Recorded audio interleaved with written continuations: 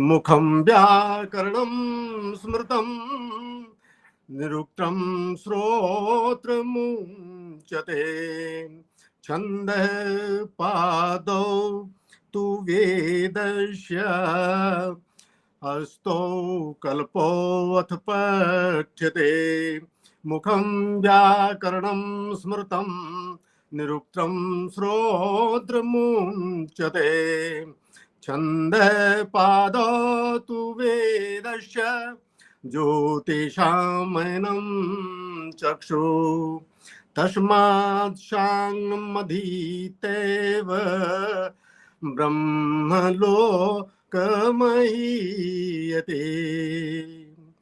वेदा हि यज्ञार्थमविप्रवृत्ता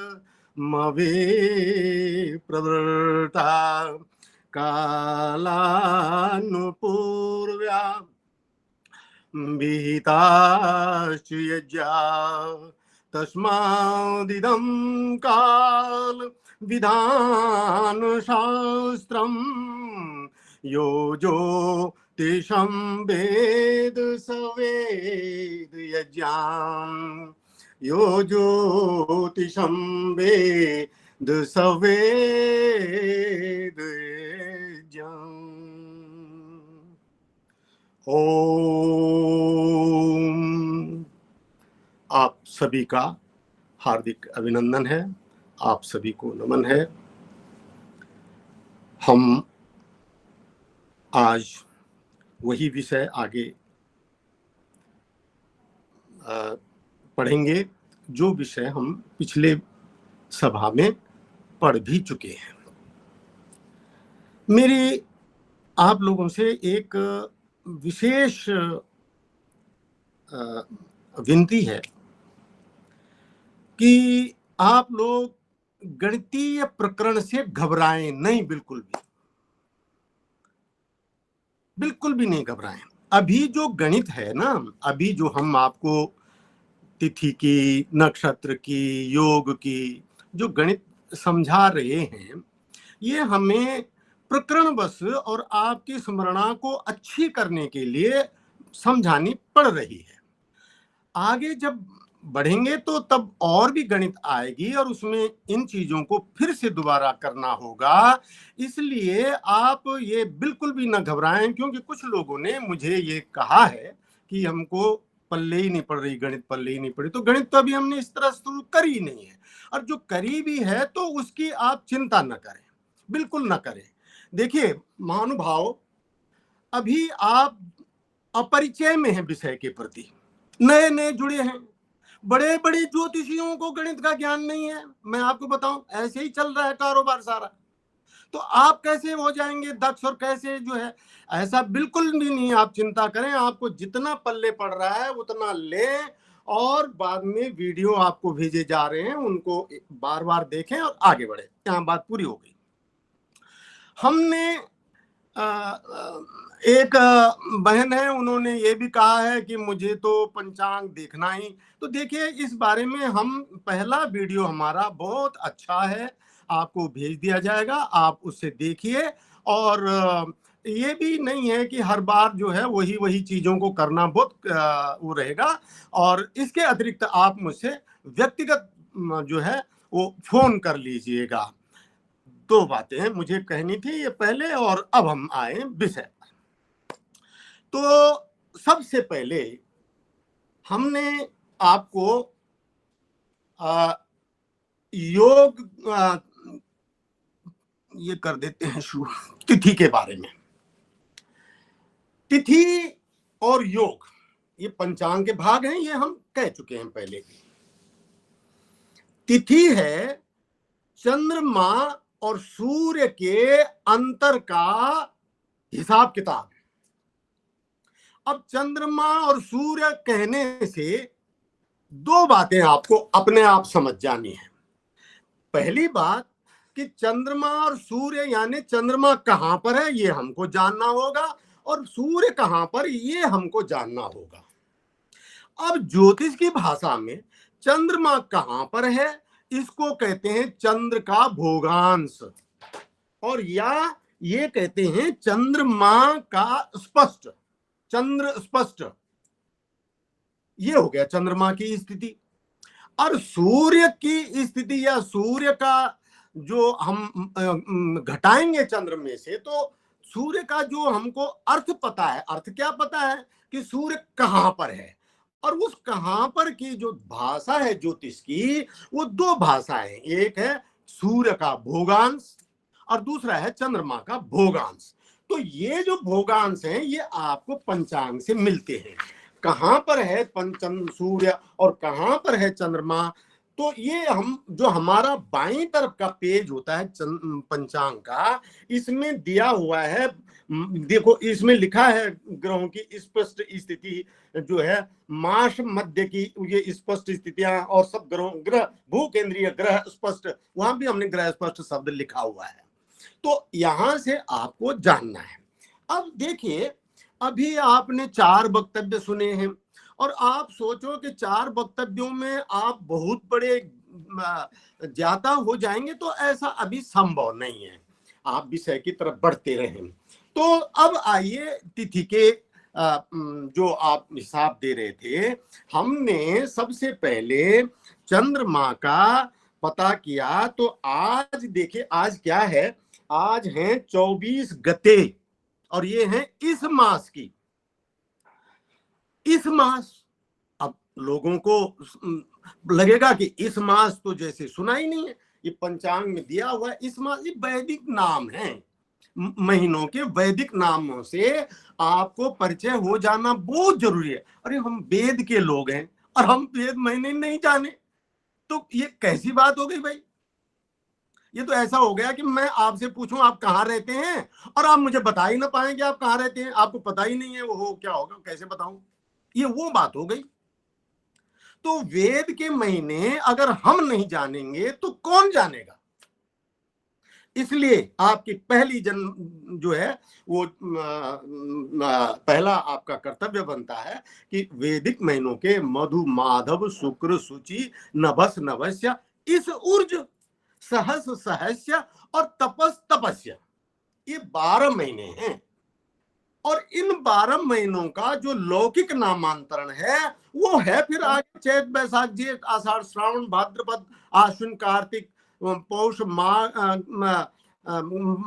माघ और फाल्गुन, मार्गशीर्ष पौष माघ और फाल्गुन, ये इनके लौकिक नाम है।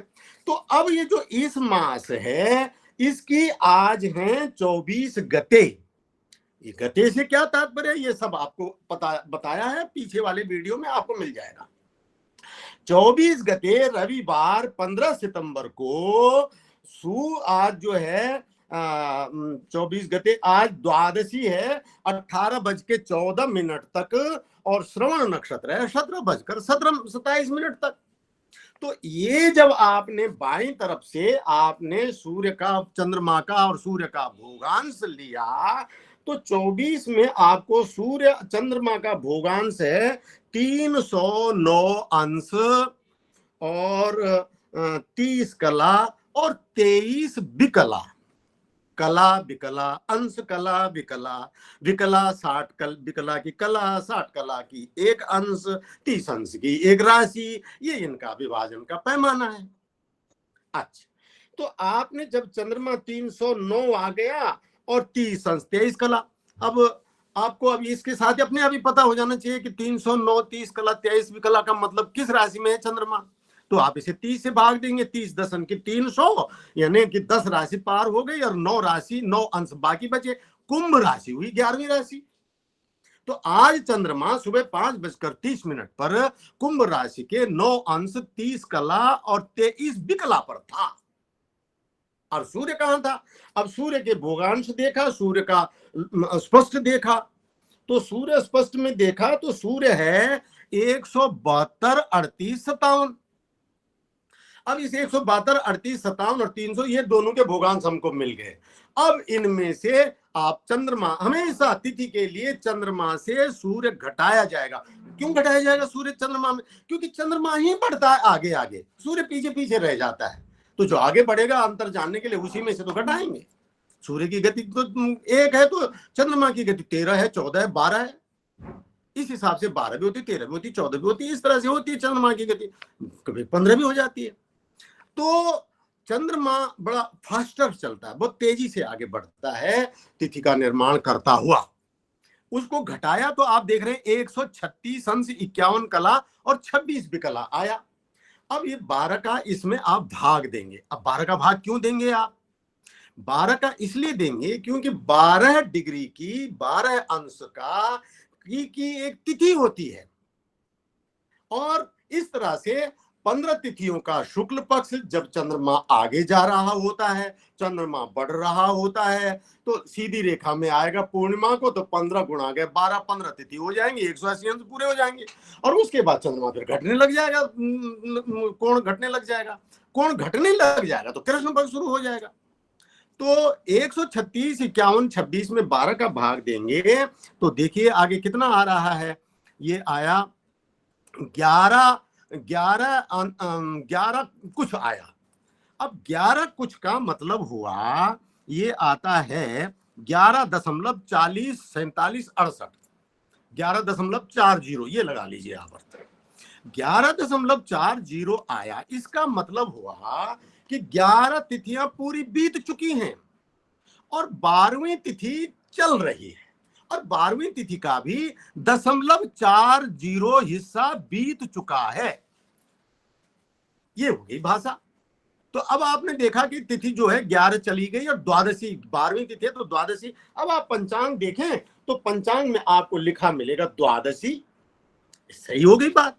अब द्वादशी कितनी गई और कितनी रह गई, और मैंने आपको ये शब्द दिए थे भुक्त और भोग्य। कोई भी वस्तु हो, कोई भी हिसाब हो, चाहे वो ग्रहों का स्पष्टीकरण है, चाहे तिथि का है, चाहे करण का है, चाहे नक्षत्र का है, नक्षत्र का कितना भोग हो गया, कितना भोग बाकी बचा है, इसको ज्योतिष की भाषा में भोग्य भाग और भुक्त भाग कहते हैं। और भुक्त, ये तो साधारण सी नियम है, सबको पता होगा आपको कि किसी भी चीज को अगर हम भोगे हुए चीज को और भोग्य चीज को जोड़ेंगे तो वो सारी वस्तु का मान आ जाता है पूरा। यानी कि अगर 12 अंश की तिथि है, इसमें से मान लीजिए 4 अंश बीत गई और 8 अंश जो है बीतने को बाकी हैं, तो 4 अंश भोगे हुए, 8 अंश, 4 अंश भुक्त हुए, 8 अंश भोगे हुए, और इससे क्या है 8 और 4 को जोड़ेंगे तो फिर 12 आ जाएगा। और इस बात को आप बहुत अच्छे से समझ लेना, क्योंकि इस बात को मैंने आप एक बहुत बड़ी बात में आगे जा करके फिर से रिमाइंड कराना है, और वहां इस बात का जिक्र होगा कि भुक्त भोग्य के चक्कर में कौन सी चीज गलत हो जाती है और कौन सी चीज जो है सही हो जाती है। ये सब चीजें आपको लौट लौट करके आती रहेंगी। तो अब 136 में देखिए आप 11.40487 जो भी है, ये तिथि का मान आ गया, अर्थात 11 तिथियां बीत चुकी हैं। यहां पर आपको आज एक नई बात बता रहे हैं, क्योंकि पिछली बार भी हमने भुक्त भोग्य को इसी हिसाब से बताया। इस हिसाब को अगर आप अंशों में जानना चाहोगे, जैसे तिथि 11 अंश की बीत गई और 0.4048 की रह गई, अब इस 0.4048 को अगर आप अंशों में जानना चाहोगे तो इस हिस्से को फिर आपको 12 से गुणा करना पड़ेगा, और जब 12 से गुणा करेंगे तो तब आपको ये अंशों में मिल जाएगी। इस बात को बस सुन लो और बहुत हो गया आगे, क्योंकि इस पर तो बहुत बड़ी गणित आती है आगे, पर यहां पर इतनी बात सुन लेनी है कि ये जो दशमलव में हिस्सा आया है, ये उसका दशमलव में भाग तो है तिथि का, लेकिन ये अंश कला विकला में मान नहीं है।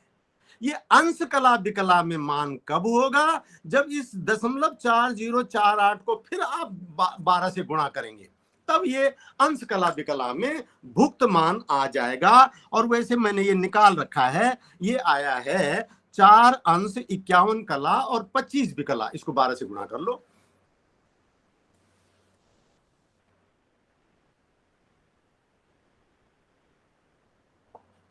चार अंश 51 कला और 25 विकला, ये द्वादशी का भुक्त मान था सुबह 5:30 पर। अब इन चीजों की और कहां कहां उपयोगिता होती है, ये फिर आगे आपको अध्ययन में आते रहेंगे और इनका पता आपको लगता रहेगा। अच्छा लगेगा आपको कि आपको तिथियों के बारे में, चंद्रमा और सूर्य और पृथ्वी और इन तमाम के माध्यम से आपको ज्योतिष की बातों का पता लग रहा है, तो आपको बहुत अच्छा लगेगा। तो अब इसके जो बाकी बचा हिसाब है वो 10.595, इसको भी 12 से गुणा कर लो, तो ये आया 7 अंश 8 कला और 34वीं कला। अब ये जो भुक्त मान और भोग्य मान है 7 8 34 और 4 51 25, ये बहुत अच्छा हो रहा है कि सारी चीजें आपके रिकॉर्ड में होती जा रही हैं। आप जब दोबारा पकड़ेंगे तो सब आपको मिलता चला जाएगा। अब इनको दोनों को आप जोड़िए, 4 51 25 और 7 8 34 को ये है 25 और 25 दशमलव कुछ है ना, तो वो ये 34 दशमलव कुछ और 25 दशमलव कुछ इस तरह से है ये। तो ये आ जाएगा आपका टोटल 12 हो गया, ये पूरा 12 का मान हो गया ये आपका। तो एक तिथि का हिसाब पूरा हुआ। आज आपको एक और छोटी बात बतानी है, बहुत छोटी सी है, बहुत बड़ी नहीं है। तिथियों को, एक तो तिथियां सीधी हैं, एकम से लेकर पंचदश तक, प्रतिपदा से लेके जो है पूर्णमासी तक, पूर्णिमा। बहुत लोगों को ये भी हो जाता है कि पूर्णमासी माने पूर्ण मास हो रहा है, ये बिल्कुल गलत है। पूर्णमासी का अर्थ पूर्ण महीना हो रहा है, ऐसा बिल्कुल भी नहीं है। पूर्णमा मीन्स पूर्ण हो गया महीना, चंद्रमा पूरा हो गया, विकसित हो गया, फुल कलाओं में पूरा हो गया चंद्रमा। और अमा माने नहीं है चंद्रमा, जब चंद्रमा लुप्त हो गया। आप आदित्याद चंद्र संभव, ऐसा उल्लेख है शास्त्रों में कि आदित्याद भव चंद्रमा जो है आदित्य से उत्पन्न होता है। ऐसा क्यों कहा गया है? क्योंकि जब चंद्रमा सूर्य के नीचे बिल्कुल अमावस को दब जाता है और तब जब उसका गति करता है, प्रतिपदा होती है शुक्ल की, तो ऐसा लगता है जैसे सूर्य के अंदर से चंद्रमा आ रहा हो। तो उसको कहा है शास्त्रकारों ने कि चंद्रमा सूर्य से उत्पन्न होता है। तो ये इस बात का प्रमाण है। तो चंद्रमा जो है आपका प्रतिपदा से लेके पूर्णमासी तक की हो गई शुक्ल पक्ष की तिथियां, और प्रतिपदा से और 30वीं तिथि जो अमावस की है वो हो गया कृष्ण पक्ष की तिथियां।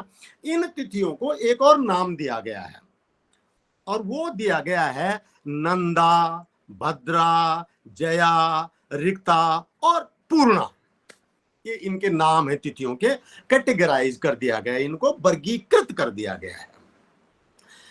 नंदा, भद्रा, जया, रिक्ता, आगे जया लिखिए, जया, जया, पया सा लग रहा है, इसको ज ठीक से कर दीजिए जरा। ये नंदा, भद्रा, जया और जया के बाद रिक्ता, और रिक्ता के बाद जो है पूर्णा। ये तिथियों के वर्गीकरण है। और ये कैसे हैं कि नंदा तिथि होती है 1,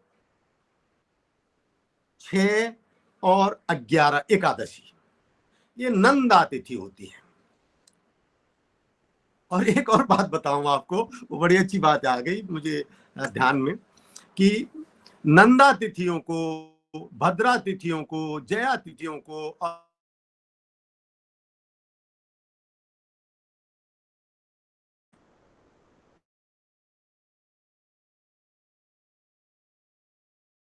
और जय,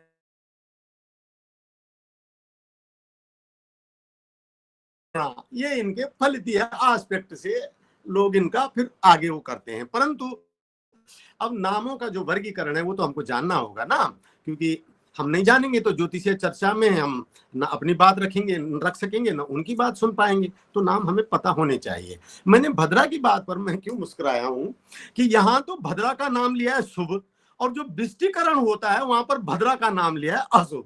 ये जो है आगे आप इस पर अपने आप आगे अर्थ लगा लेंगे, समझ लेंगे और तथ्यों को जान लेंगे। तो नंदा, भद्रा, जया, रिक्ता और पूर्णा, नंदा में आती है प्रतिपदा, षष्ठी और एकादशी। ये तिथियां नंदा तिथि होती हैं। भद्रा तिथि होती हैं द्वितीया, सप्तमी और द्वादशी। जैसे आज द्वादशी है तो आज भद्रा तिथि है, और कल जो है वो त्रयोदशी होगी, प्रदोष तिथि होती है। तो जो है वो 3 8 13, ये ज्योतिषीय नाम है, आपको जानने चाहिए। तो 3 8 13 ये हो गए जया तिथि। अब उसके बाद है रिक्ता तिथि, चतुर्थी, नौमी और चतुर्दशी, ये रिक्ता तिथि होती हैं। और फिर पंचमी, दसवीं और पूर्णमासी या अमावस, पूर्णमासी या अमावस, ये दोनों तिथियां, 5 वाली तिथियां ये पूर्णा कहलाती हैं।